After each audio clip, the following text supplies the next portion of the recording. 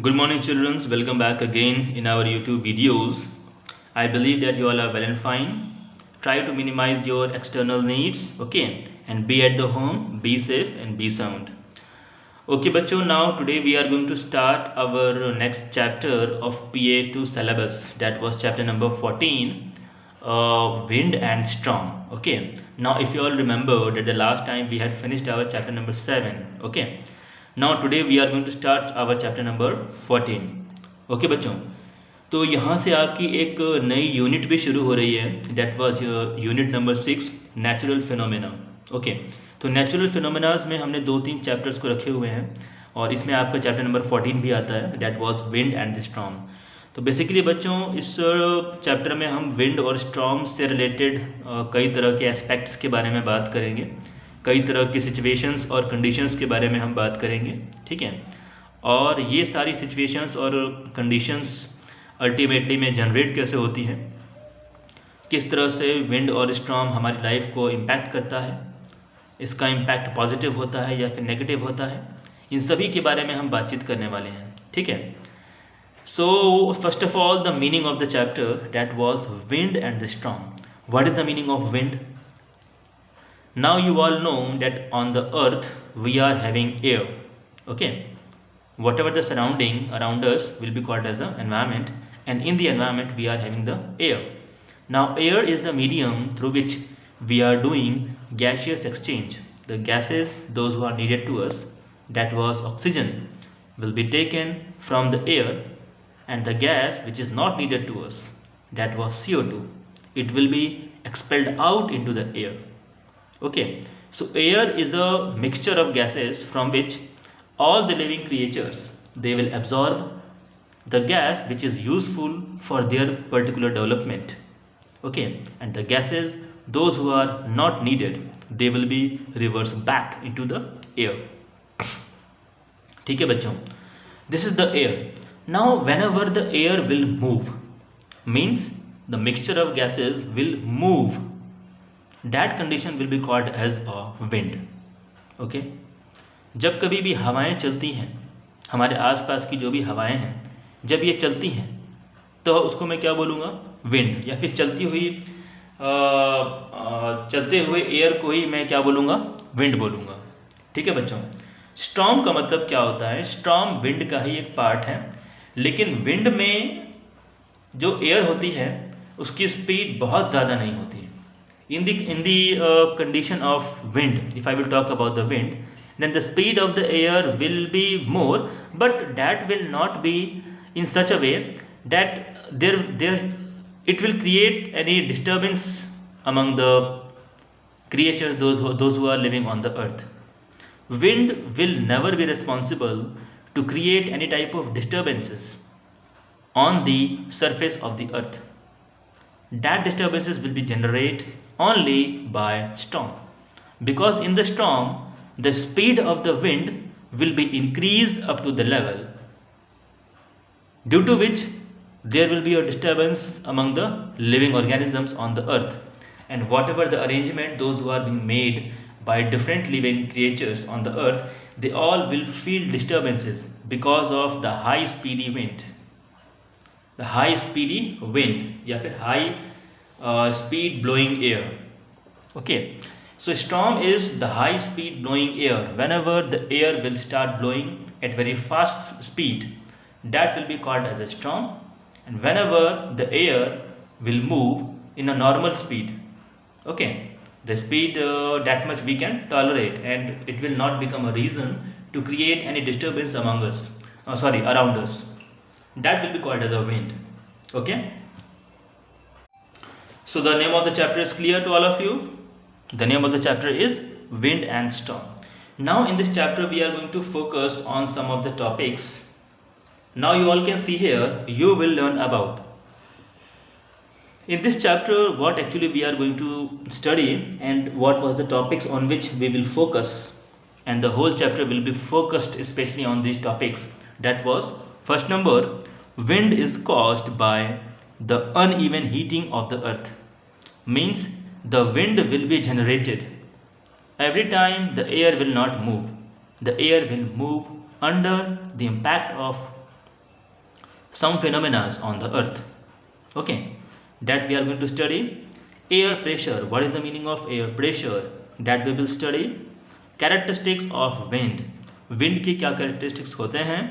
Storms, storms क्या होते हैं. ठीक है बच्चों. So now this is the preface, this is the introduction part, that what we are going to be, what actually we are going to do in this chapter, okay. So now let's have a see, let's have a look students. Now see here, have you ever been in a storm, क्या आप कभी storm में रहे हो, क्या आपने कभी इसको feel किया है. If you have not experienced a storm first hand, you may have seen one in a TV news or in a movies. Yes, movies में और TV में, न्यूज़ चैनल्स में कई बार कई तरह के अलर्ट्स इशू होते हैं. गवर्नमेंट के ऑफिशियल साइट्स और ऑफिशियली जो भी रिस्पॉन्सिबल पीपल्स हैं, अथॉरिटीज़ हैं, वो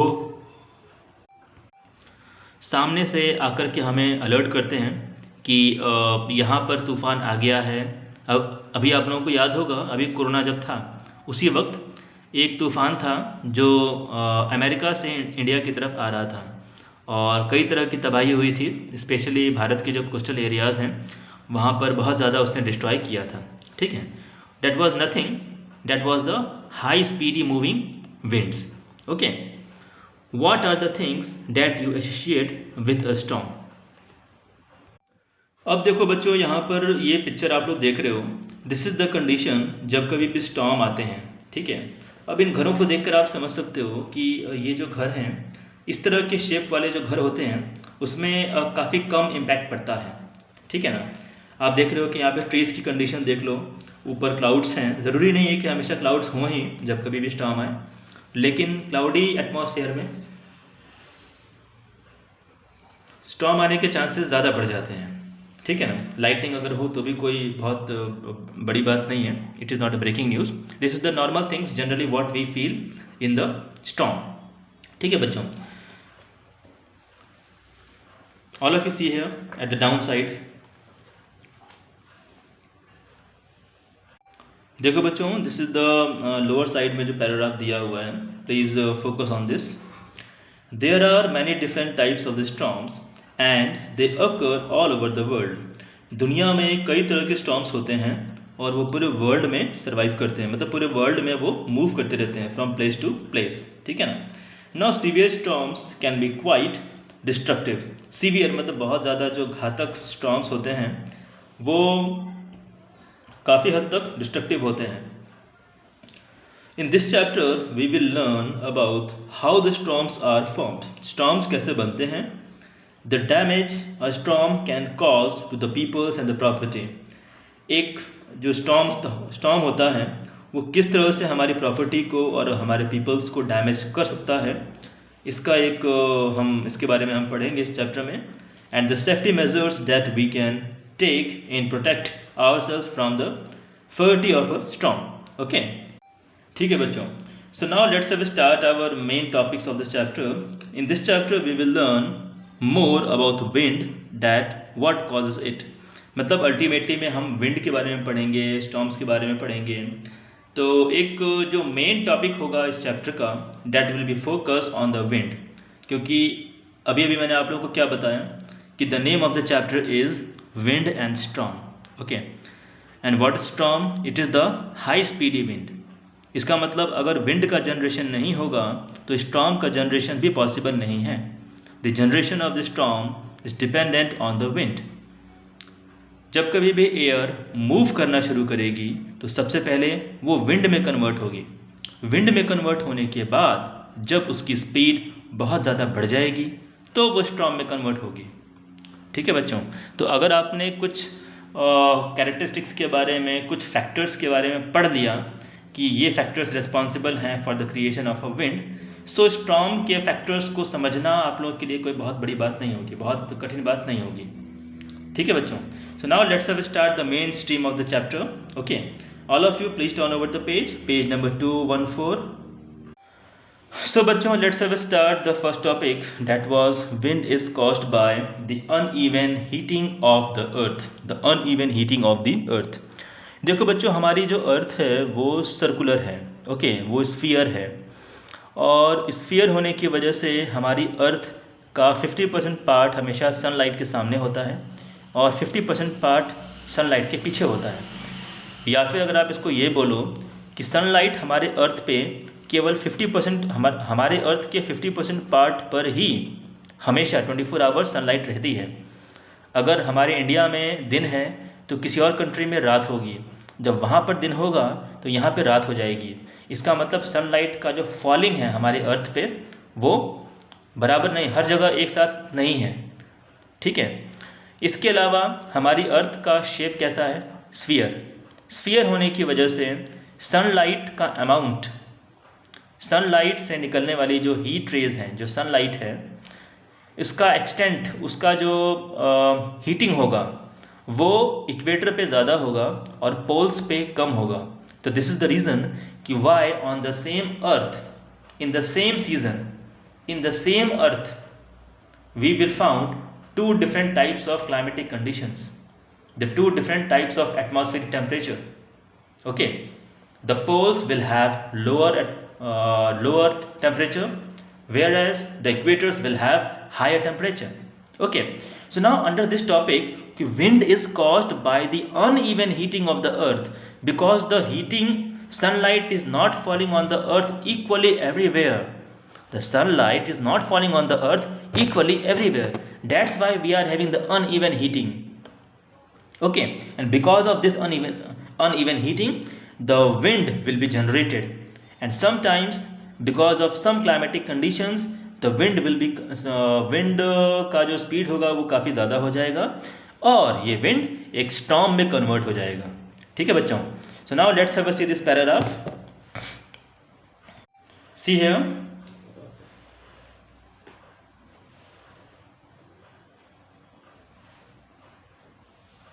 now wind is the movement of air. wind क्या है? wind is the movement of air usually in a horizontal direction. horizontal direction में wind के movement को मैं क्या बोलूँगा? that was the movement of air. movement of air will be called as a wind, usually in horizontal directions. Now in the atmosphere, it is caused by a difference in the temperature between different regions on the earth. हमारी अर्थ के अलग अलग reason पे अलग अलग temperature exist करने की वजह से हमारी अर्थ पे हीटिंग इम्पैक्ट अलग अलग पड़ता है। देखो बच्चों, हमारी अर्थ, पूरी की पूरी अर्थ, 100% earth surface has been covered by atmosphere. Atmosphere के 50% पार्ट पे सनलाइट पड़ेगी और 50% पे नहीं पड़ेगी। इक्वेटर पे सनलाइट का इम्पैक्ट ज़्यादा होगा, सनलाइट से पड़ने वाली हीट ज़्यादा होगी और पोल्स पे कम होगा। इसका ओवरऑल जो इम्पैक्ट होगा हमारे एटमॉस्फेयर पर वो तो पड़ेगा ही पड़ेगा बेटा। ओके, क्योंकि इसके बारे में आपको हम पहले ही बता चुके हैं कि wind is caused by the uneven heating. तो अनइवन हीटिंग की वजह से ही विंड का जनरेशन हो रहा है।